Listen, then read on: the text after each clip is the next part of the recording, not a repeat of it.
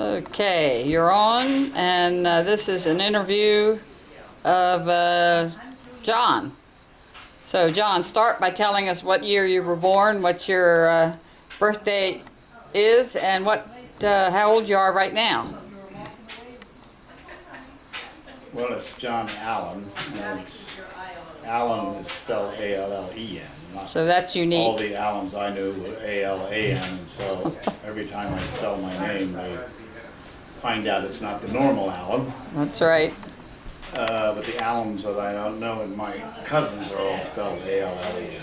But I was born in 1937, Okay. October 31st. All right. And, Anything about that day? Well, it's a day that's significant in the fact that people that know you were born on Halloween do not forget your birthday. In fact, especially if they were born on Halloween. So I have at least a half a dozen people at every Halloween will either call me and wish me happy birthday, or if they see me regular at church, they'll stop Remember me it. and remember that it's my birthday and I Wow. remember it's theirs. See, it's Significant. it's That's it the is. way of doing it. It is. Yep. And so this year makes you how old when October comes along? Well, when October comes this year, in 2009, I'll be 72. 72. Nice age. All right. Now, what do you remember in your early years? What is sticking in your mind? I think as a child,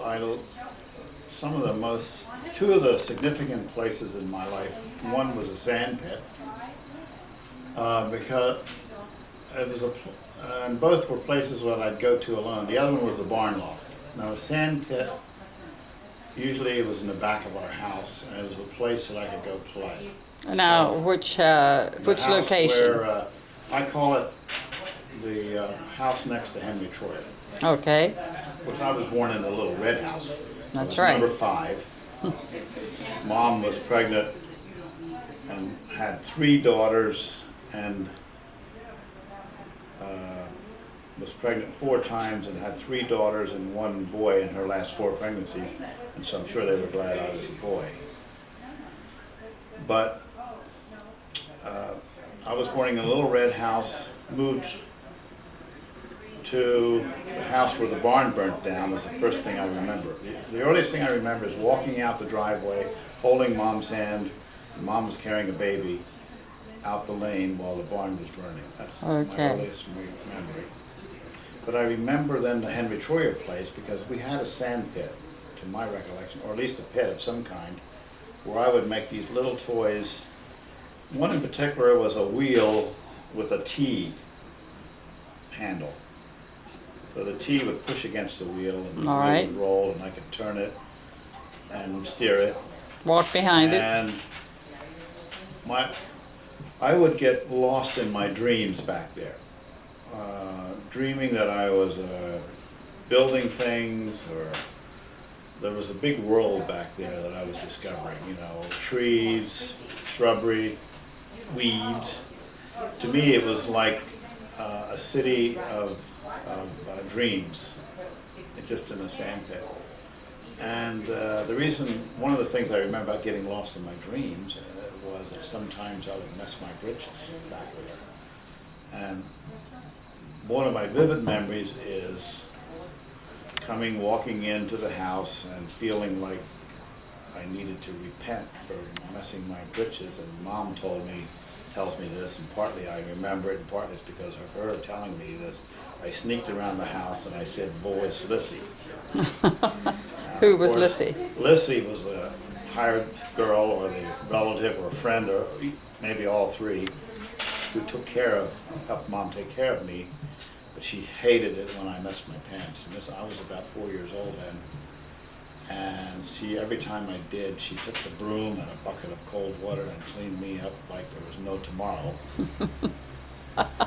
And the thing that I do remember that Mom telling me later is that the day Lizzie left was the last time I messed my pants. So okay. That was some of the terror of being cleaned up actually frightened me into messing my pants, I guess, or maybe I had some psychological reason for doing it. But The other thing was I loved as a child was the hay mow, and I think especially on rainy days, I would sneak away and get on in the hay mow and lay back and look up, and the pitter patter of the rain on the tin roof. I always loved that. It was like music to me. And it was another dreamland that I was in, because I could fall asleep dreaming of big things and little things and a world beyond what I knew already. All right, sort of a nostalgic thing, would you say? Yeah, sort of. Yeah, well, Those were horse and buggy days. horse and buggy days. I started to school at the place near Henry Troyer's. Okay. So we walked out their back driveway. Past their house then? Past their house to school. About the second or third day of school, I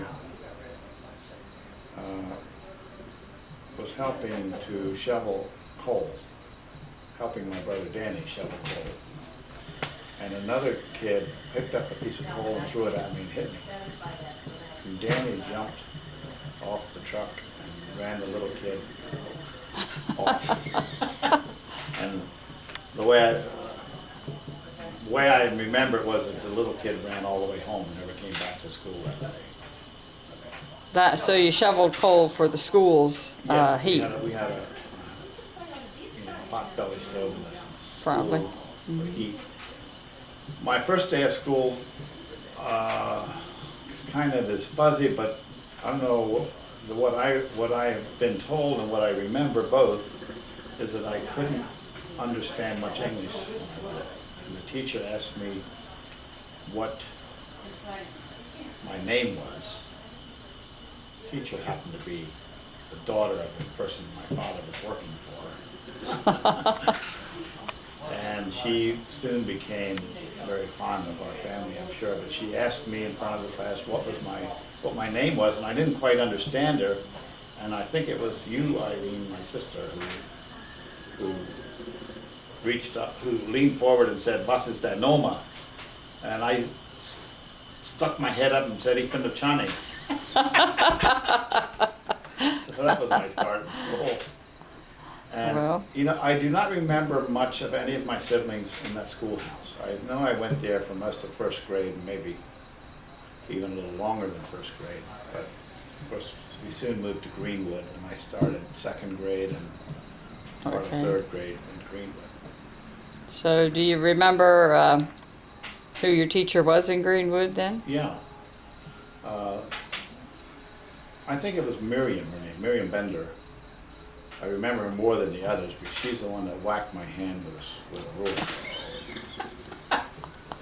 I probably deserved it all. My buddy Yoder, Melvin Yoder, down from me, threw something at me, just like playing catch. I caught it and I threw it back to Melvin. And she whacked both our hands. And it was kind of worth it because Melvin and I were buddies after that. We kind of pal around together. Well, that's something. Yeah, so that, what did you call that building? Was that the white school or the brown school? That would have been the Brown School. Brown school.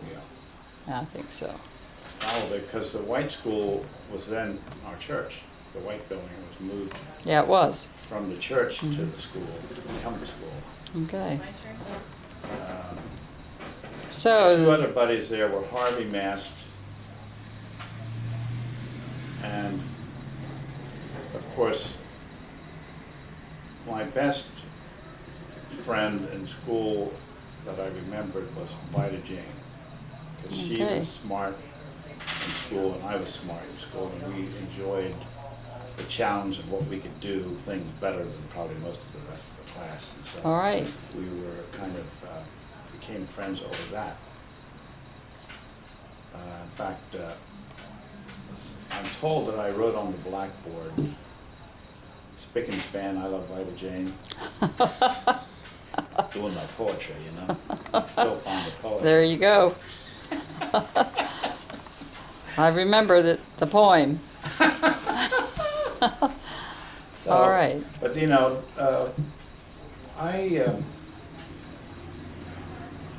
I think more of my parents in my childhood than I do anything else. And some of the interests that they had and the things that they did as I look back were amazing. The way that they gathered us all up and took us to see our grandparents, and you know, this day and age, our grandchildren expect us to come to them. Well, then we went to see the grandparents. Yeah, and that you're was right. not an easy thing. I mean, to pack up all of us and take us to see grandma and grandpa. We That's did right. pretty often, and on both sides of the family. And you know, it was about that time. I think by the time I was maybe 6 or 7, we were transferring from Amish to Conservative Mennonite, and that was not an easy time for my mom and dad. But the way they came through that certainly leaves an impression on me, and it certainly became my model for how to face any kind of adversity, and that is to move forward with your life in the best, and trying to forgive what went on behind and people that might have wronged them. I remember Dad, especially, the way that he would treat people who didn't treat him very nice. He would just pretend almost like it didn't happen sometimes. The next time he saw them, it would be the same as it never Any other time. That really did leave an impression on me. And even though at times when the ministers came, it was kind of a scary thing because of a kind of a hush-hush attitude that we felt, I felt. I have to talk about my first Christmas and it seems to me it was at the house next to Troyer's that we had our first Christmas tree, and maybe that was... We had one there. And I helped drag, I think you and I helped drag that tree from somewhere. But I kind of remember paper plates under the tree with some fruit on it. Fruit? White paper plates come to my mind. I think Maybe. they might have been just plates from the kitchen. Maybe so. Maybe white plates. And I'm not sure if that Christmas or whether it was a later Christmas that I got a Barlow knife along with some fruit. It might have been a later one. But those early Christmases,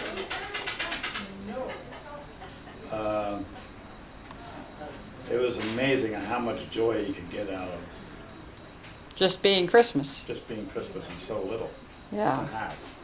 I mean, it was a lot. It was a It lot. was a lot because effort went into it. I kind of remember live candles. Now, I'm not sure if that's true or not. Doing something with live candles.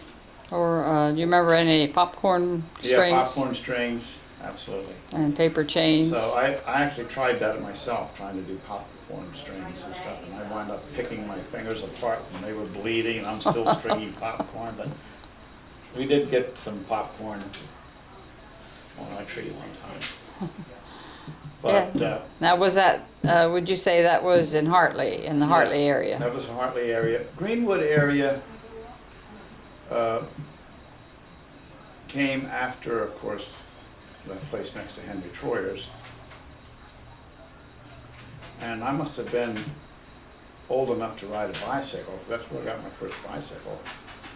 Or at least rode my first bicycle. Might have been mine. Had been Danny's. Could have been Danny's. It was pretty old and pretty well worn. And I kind of remember you and I riding it to get help when Lily cut her foot. I remember that. But some of the fun times at Greenwood were around the table of two families at least, and maybe even three. But the two families that I remember in Greenwood that were really friends of us were one Milton and Savannah Schwarzenschubert. And I just remember the big tables and all the food and a whole host of people that would be there. And then it was also Eli Miller's. Eli Miller's were more out of town. You had to go away from Greenwood to go a little to the side area, and they had a lifestyle that wasn't quite mainstream Greenwood church. It was a little to the side because they had musical instruments they would play, and of course they had a sawmill, and my dad worked there at the sawmill. And most of all, what intrigued me was Ammon Miller. Ammon Miller was like a giant. He was. And he had an Indian motorcycle that was the envy of, I thought, every person in the world. It must have, I thought it was about 10 feet long and must have weighed 3-4 tons. And when he got on there and took off, it was just a thing of beauty in motion. Yeah, he was good. So, and then there was Lorenzo sleigh balls that we went there, and there was Schrocks and Beachies, and the long driveway into our driveway. It was the last time that I remember my brother Lawrence living at home, and I only remember him on a couple occasions. One in particular was coming home in a terraplane, almost coming in so fast that the wheels slid around the corner, and stopping, and him getting out and saying, "I'm never going to drive it again." And it really, floored me that he would say such a thing, because I thought this was a great car.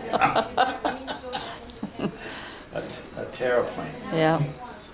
But I don't remember Lawrence living with us again. Maybe he stayed in Greenwood when we moved back to Dover or Hartley. He did. But I remember more of you and Lily in Greenwood than I did anyplace else. Yeah. Because you guys sort of watched over me more there. I don't know where Danny was. Danny was older and wiser, and He often went to work with Dad. yeah, probably went to work. Danny So, and Lawrence maybe both did sometimes. Yeah, yeah. Yeah, So well, I hated when we left Greenwood in a way, because I was just starting to make some good friends at school and church, and but it was exciting to finally get our own place and move back Yeah. to Hartley. That was exciting. It was exciting partly because Dad was excited about it, so lo and behold, the new place at Dover, I think called the Hourglass Farm, maybe. I don't know whether that was our farm or not, but I remember it as the Hourglass Farm. 108 acres, long driveway, a barn and a house sitting way back, and water. water, Going through. streams going in the back and in the front. It was a wonderful house to play in. I mean, and lo and behold, we had another sand pit. Yeah, we did. We had a sand pit, and we had a barn with a tin roof. So I got to live out my dreams again, back in the sand pit. This time with a tractor and pulling a sand scoop to scoop the sand out to Oh, yeah? fill in places around the property. And hauling hay. Hauling hay was about as good as it gets for a guy like me, because I loved working hard. I found out that working hard pleased my dad to know that. And the more I could prove that I could do as much as any person, even though I was only 10 years old, the more I felt good about myself. And Dad noticed it, and he told people about it, how whether it was at the store or his relatives or our relatives, he would always kind of say, "This boy, he's a worker." And so I think that was the start of me believing in myself that there isn't anything that I couldn't do. Yeah, Dad's compliments were few and far Few and between. far between, and we never forgot them when he gave them, So tractors became a real thing of self-esteem for me because Dad put me on the John Deere when I was 9 to plow. Wow. I could barely, I could stand on the platform and reach the wheel. And so he said, "Come on, get on, and I have to go somewhere. I want you to learn how to drive the tractor." So I got on there. He pushed the clutch in, and he said, "You're really doing it good." He said, "Just keep on plowing." And I'm plowing away, and I looked around to ask him what I do next, and he was walking on the way to the house. I saw him. He had jumped off the tractor and was on the way to the house. I'm Okay. on the field by myself. I hadn't even made a half a round yet. So I kept on going, and at the end of the furrow, I reached back for the rope, and I never made it. And you had to steer the tractor and get around Pull the rope. end and pull the rope. Never got the rope pulled in time, so the furrow just went right around the end and back again. And when I got to the other end, he had sent Danny out to stand there and make sure I was all right, Yeah. I guess. So by that time, I figured it out how to run. The only thing I wasn't aware of until I had to do it was how much effort it took to stop, because I had never pulled the clutch back. Wow. So when it came to stop, I knew what I had to do, but I took one hand and it just didn't move. And it just kept going ahead. And, you know, I think by the time I had put both hands on it and got it stopped, it had taken one fence post out and a small tree. But I did finally get it stopped. But from that day forward, I learned to drive that tractor like it was Indy 500 race car. I mean, I could do marvels with that tractor. I learned where to push the governor to make it go twice as fast as it would normally. And you know, when Dad put me in the field with that tractor, and when he came home, I would have twice as much done as he thought I would. Well, that's a good feeling. So that was always a good feeling. I love that John Deere, and I actually have a John Deere today. John Deere was born the same year I was, by the way, 1937. Okay. AR. AR. Yeah.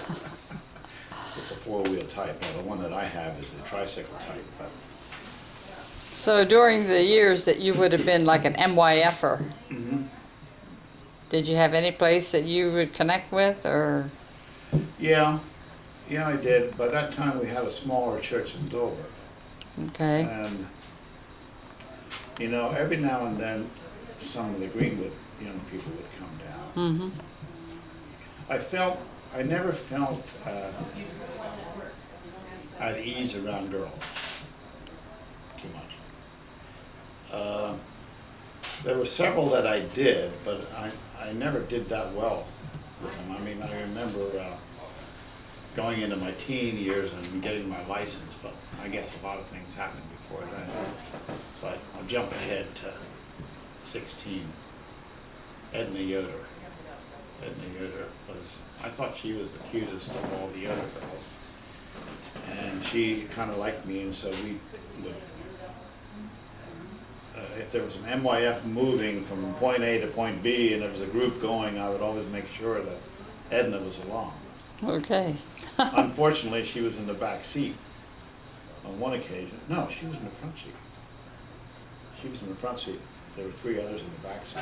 I had my sister Lily's car. And we were all talking, and I'm driving. I'm kind of the big wheel here. And I looked back because there was people asking me questions. Right. When I looked around again, there was a car parked in the middle of the road in front of me.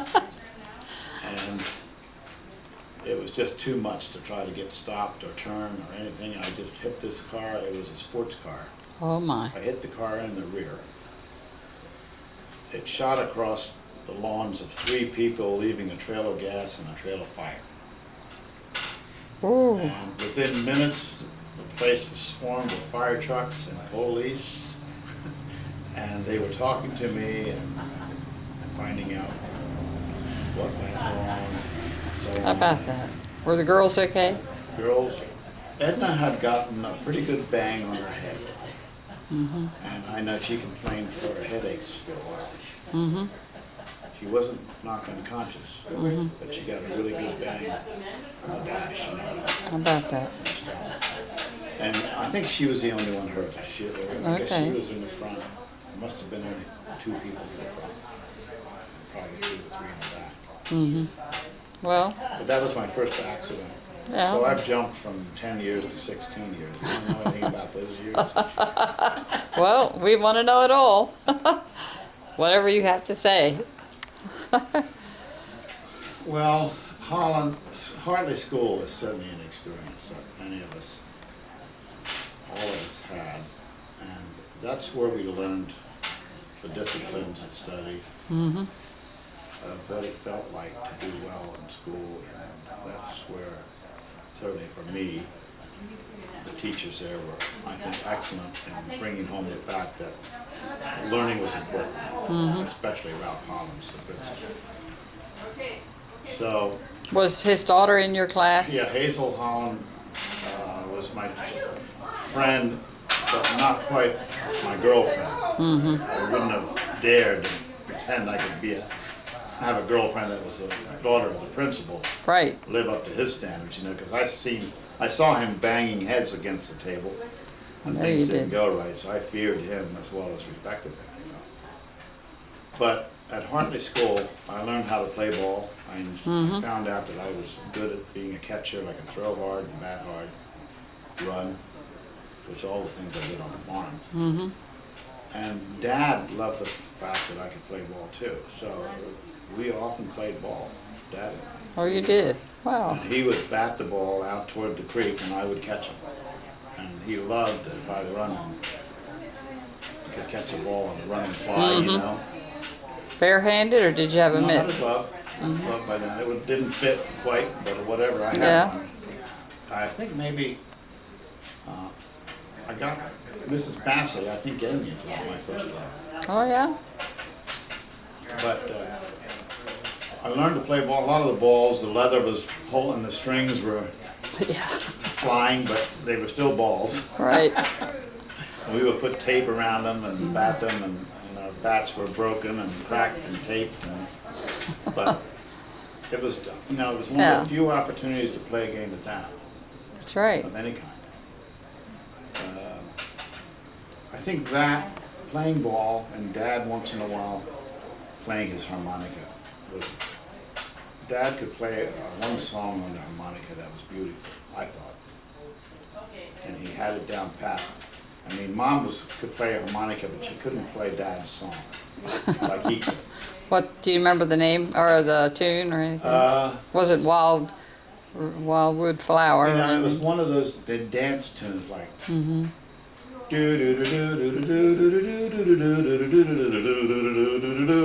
That one. Okay. Had a beat to it.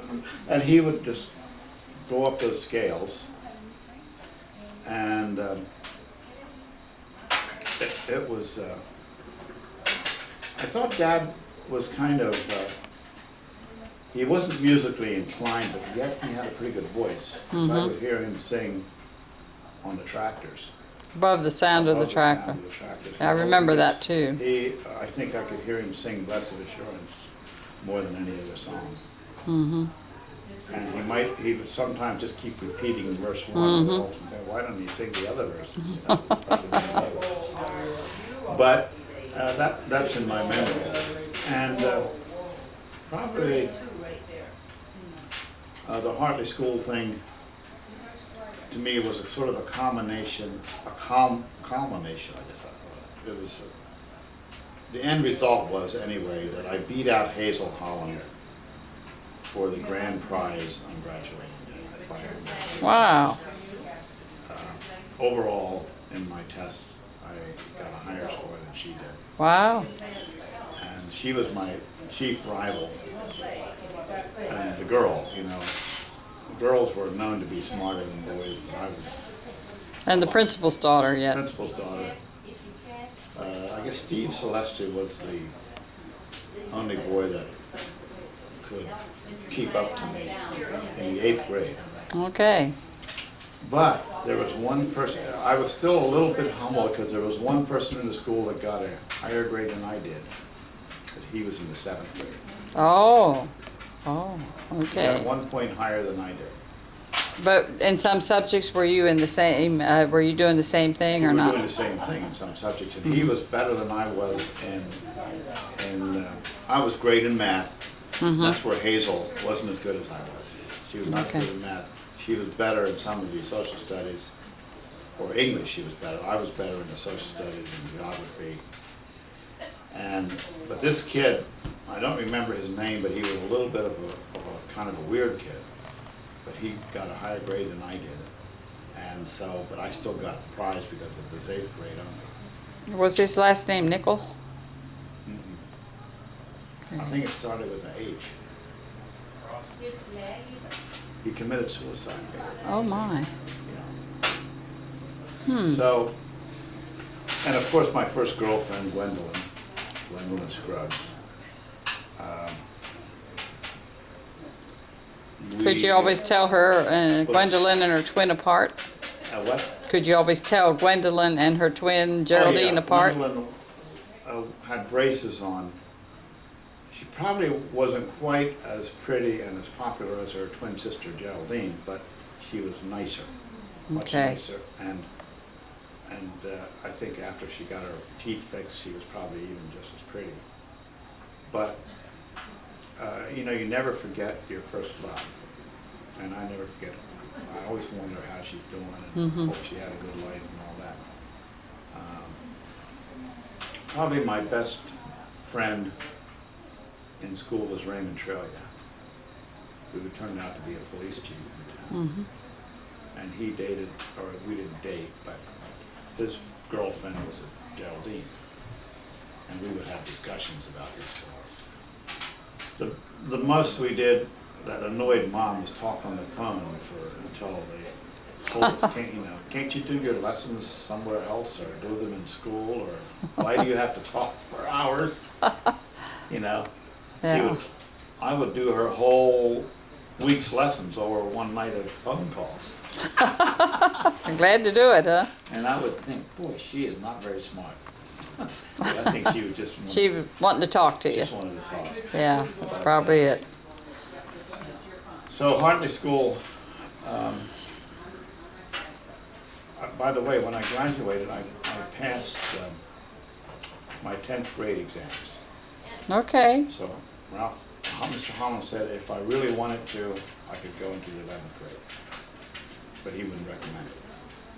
But as far as requiring the state requirements. And so my intention was, to go to school and finish my high school.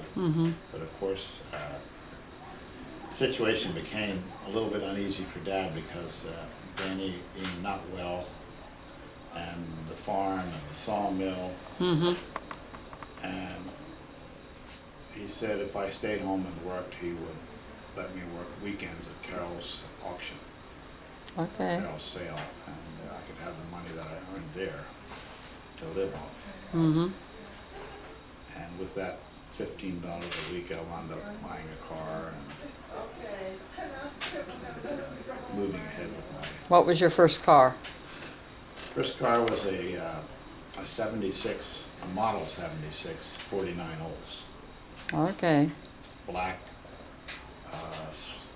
fastback sort of. Okay. The only thing I didn't like about it was a stick shift and a 6-cylinder. I wanted a V8 automatic, something that would really move. Well, V8s and automatic kind of came together. But so it looked like a great car. It looked like a regular Oldsmobile that everyone loved. But then when they heard about that it was only a 6-cylinder engine, they would sort of, oh, only a 6, So that car soon became my worst enemy. And I bought a 52 Ford Okay. from the Ford dealer in Dover. Well, I can't think of the. Was it Boulevard Ford? Oh, Or, no. might have been Dover. Close though. Started with a B, I think. Boland's. Boland's. Boland.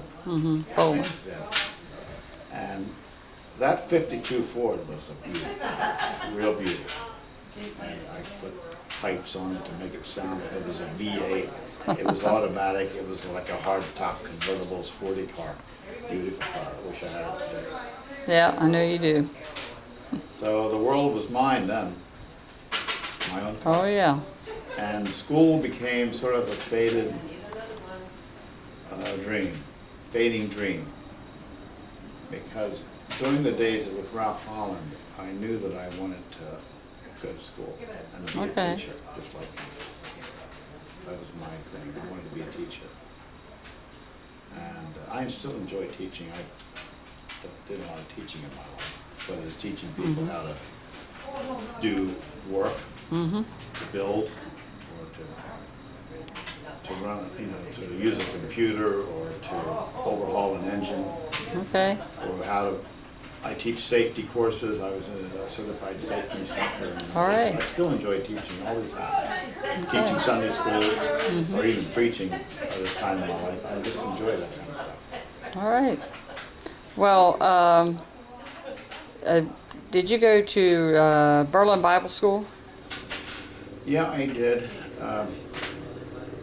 I became a member of Greenwood Church at age 13 under the preaching of Andrew Jensen. All right. It was a night when he preached that we are all like birds in a cage, and to give your heart to God was like the cage being open and the bird flying free. Like maybe it was sin that kept us in the cage. I don't know, but I still have this image. And it brought me to tears to think that this could happen to me. And I went down, I raised my hand and I went down with a whole group. I must have been 30 people down there. The basement was flooded with people that had raised Made a their hand commitment. and made their commitment, And Eli's fortune sugar finally came to me. It was, I kind of was one of the last people. And he said, how are you doing, and why are you here, or something like that. And I said, I'm here because it's time for me to become a Christian. I'm ready. And he said, are you ready to have your sins forgiven? And I said, yes. And he said, what sins are they? And that one stopped me. I couldn't think of any sins. I tried to think. I don't know, I just wasn't thinking very thoroughly. And finally he said, well, did you tell a lie? I said, yeah, sure, I told lies. So that was a sigh of relief. And we all felt good, and he prayed, Yeah. and I felt just like a bird. Clean. Free and clean, and it was a beautiful experience. Yeah, I remember. And so, at that point on, the whole idea of church life became lifted to another level. Right. Because it was meaningful, and Yeah, you're a part of it I now. was a part of it, yeah. And the communion, my first communion, I can still remember that. Foot washing. Yeah. Later on in life, I did foot washing services for people from Methodist to several, All of them. denominations, and I would go and teach them foot washing. And most people loved it. Yeah, they At do. least to do for a time. They haven't never for the Moravians yet, but they know about foot washing. They used to do They don't all do it. They do other things that it. Yeah, represent that. right. The whole idea of serving. Serving, yeah. But I guess in my belief system, if I could talk about that for a minute, I love Bible study, and I love people who are deep into the Bible and trying to explain it in a deep way. And so Berlin Bible School was Okay. a place where that happened for me a lot. Being there and just concentrating on studying the Bible with all these like heroes of the church there teaching you. So many of them that you see from time to time, but they were all like together, from the Janseys to the, I don't know all their names, Andrew, Millers. Millers, yeah. It seemed like all the big names were all there. They were all there. And it was there too that I learned to use it too. And I still, going to Bible school was my first trip alone away from home. I think I must have been about 14, 15. Probably at least 15. Didn't have my license, I know that. Probably at least 15. Maybe 15. I got on the bus in Dover, and we headed for Berlin, Ohio, and I finally fell asleep. Next thing I know, the bus driver was back, waking me up. It was like 2:30 or 3 o'clock in the morning. I was in Berlin, Ohio, some intersection in the middle of nowhere, and I got my suitcase and I'm out on the street. It was dark, cold, and all I had was a name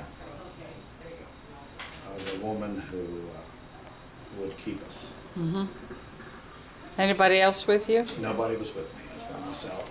So I got my suitcase and I started walking through town. Finally got to an all-night gas station.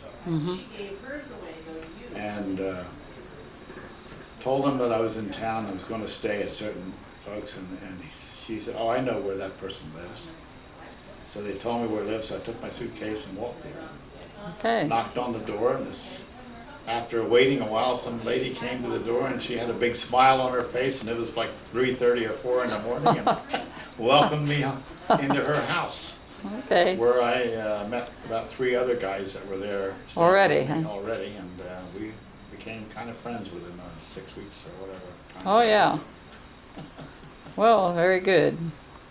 Well, so by that time you're 16, and so Well, that's, I know this interview is supposed to quit at 18, but a lot happened before 18. And I guess 1 or 2 more things might be all that I started to talk about my beliefs. And I also continued on the Bible study. I went to Hatfield Seminary for about 4 years. okay, where is that located at? Right in Hatfield, right about 5 miles from Little Rock where I live. Okay. 6 miles. And they had a program there where their best professors could teach an adult Bible study. Well, was that during the time where you took, I mean, you would have been military age Yeah. soon. Well, that was after that. Oh, after that. That was after I was actually married and in Pennsylvania. Okay. But 1W was at Norristown. Yeah. And I Okay. chose Morristown mostly because a year before that I had met Millie from down in Delaware. Okay. And I met her because her sister was the, I went to ask her sister for a date, and she said, "I'm already dating, but I have a sister." And Okay. it was going to Pennsylvania then to 1W. It was a way of being closer to her. To her. So I chose Norristown, and we were married a year after I was there, Okay. and did my second year at 1W in Norristown. All right. And Norristown there were 220 1Ws there at Norristown In that unit. in that unit. I learned to know about 10. Mm-hmm. They were about the 10 that used to come to the 10 or 15 that used to come to the meetings, the 1W meetings. Among them, guys from the Midwest, guys from Pennsylvania, And we still try to keep in touch with him, especially the one from Missouri, a pig farmer from Missouri, a builder from Lancaster, Oh, yeah? and a couple of guys. Paul Wentz was from western Pennsylvania, and they used to actually come and stay at our house for weekends and stuff. He was he was sort of my best buddy, Paul. And Paul and Deanna, his wife, became good friends of ours. All right. So 1W was a great experience. In fact, our 1W leader was Wayne Kratz. And Oh, yeah. our first son we called John Wayne. after Wayne Kratz. All right. Not John Wayne, the movie star. Yeah, well, that's what we thought you named him after. Never Yeah. even thought about John Wayne, the movie Yeah. star, until later. Well, does that take you up to about past your 18th birthday? I think you were. It does, but I want to get this in yet, and that is Okay. that my beliefs have always been not a quest to find out everything there is about God, Mm-hmm. but more to explore some of the mysteries, and never to believe that I've learned it all, Finished. I Never finished it. finished. but to believe there's just so much more that we haven't learned. Mm-hmm. And I think that approach has helped me feel more at home with people who are more tolerant of people who believe different Mm-hmm. than I do. Because I also went to Moravian Seminary later on in life too. Okay. And one reason I went there is because the Moravians are more tolerant of other beliefs than most denominations, because they welcome literally everybody, even though they preach the Bible and believe in Jesus as their Savior, the same as I do.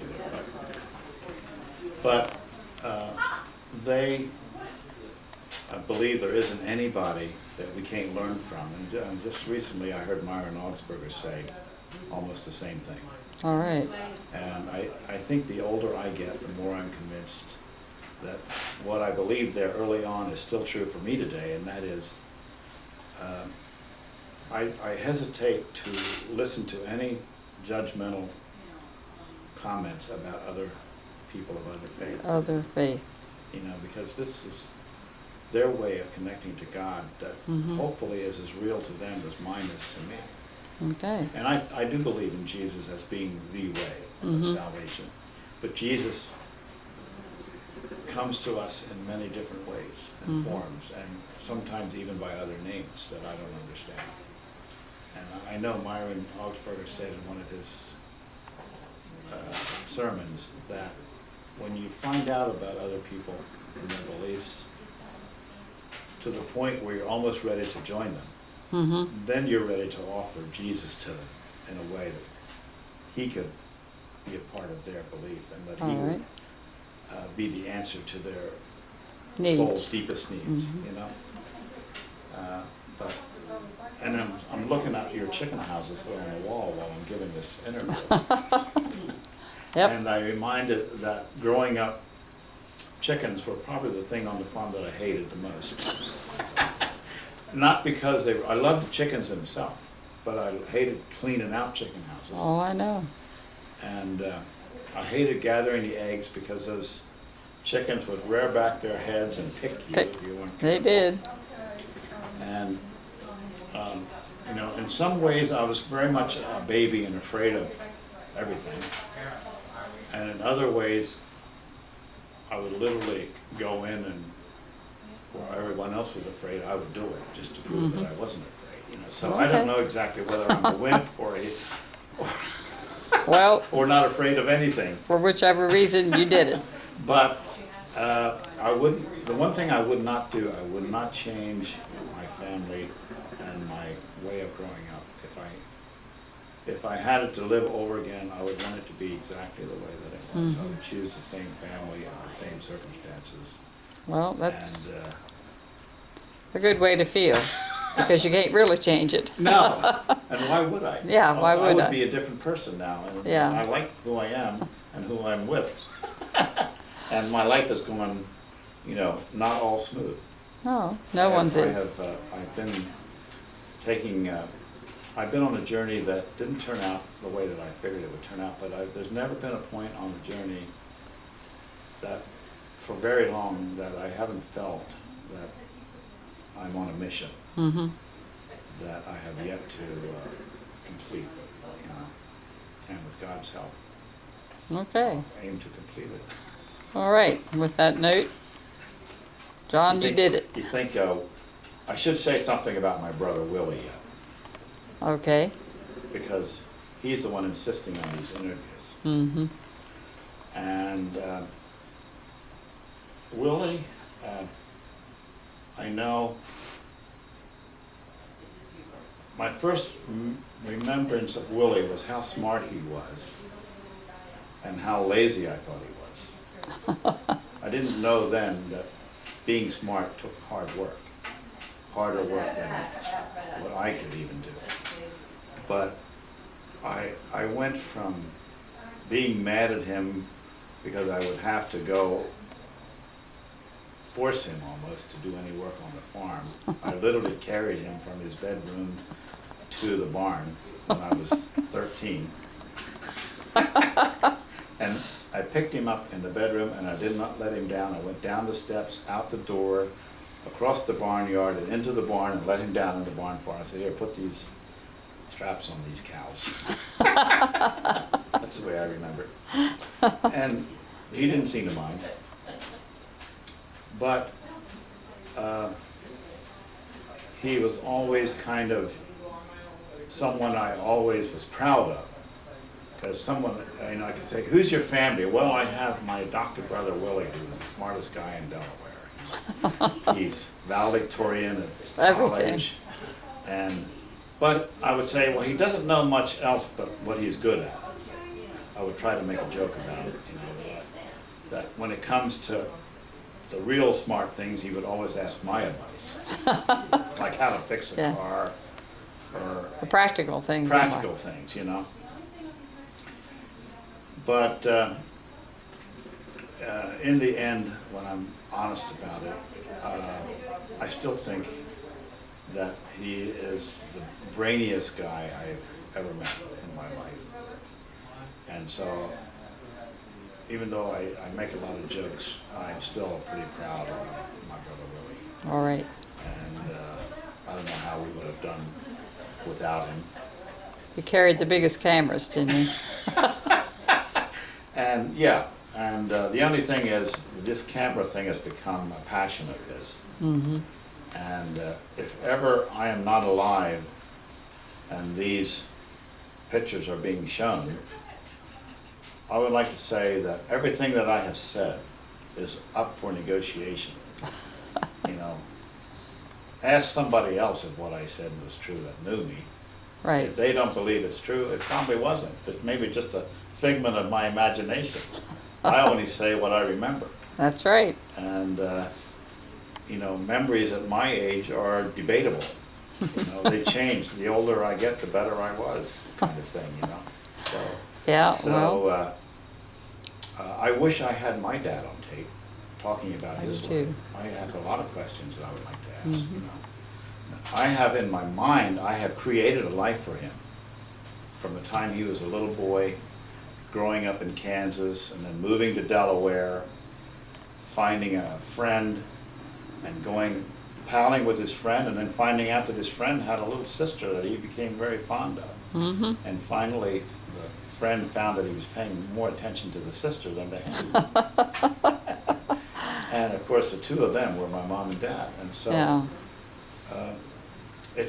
I can only imagine how much courage it took back then to do what they did, Oh, absolutely. to move into a life of their own with just literally nothing but the two of them.